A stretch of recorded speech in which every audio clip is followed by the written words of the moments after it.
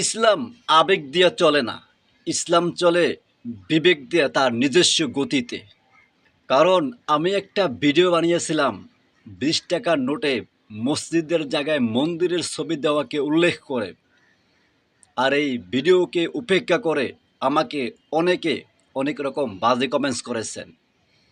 কেউ দালাল বলেছেন, কেউ আবার আমি নাকি আগে আওয়ামী লীগ করেছি, এরকম বিভিন্ন ধরনের খারাপ কমেন্টস করেছেন। আমি সেই ভাইকে বলি, আপনি মুসলমান, আমিও মুসলমান, কখনো আবেগ দিয়ে কাজ করবেন না। ব্যাপারটা আগে বুঝেন, তারপরে কোনো কমেন্টস করবেন।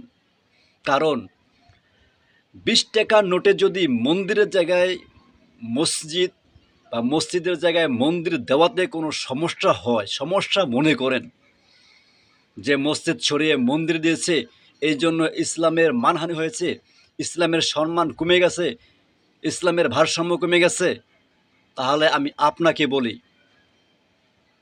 আপনি জানেন না? আপনি 5 ওয়াক্ত নামাজ পড়েন, আপনার ঘরে জায়নামাজ আছে? যদি জায়নামাজ থাকে, আপনার কাছে প্রশ্ন, একটা মসজিদের সম্মান বেশি না বাইতুল্লাহর সম্মান বেশি? আপনার নজরে কি পড়ে নাই কখনো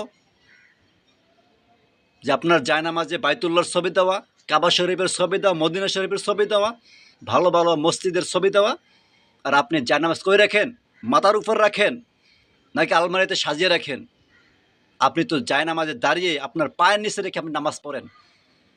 তার মানে কি দাঁড়ায়? আপনার পায়ের নিচে কাবা শরীফ, আপনি পায়ের নিচে রেখে নামাজ পড়তেছেন, আর আপনি নিজেকে খুব মুসলমান মনে করতেছেন। ইসলাম আবেগ দিয়ে চলে না, ইসলাম বিবেক দিয়া নিজ গতিতে চলে। আগে ভালো করে বুঝেন, জানেন, তারপরে অন্যের ব্যাপারে কমেন্টস করেন।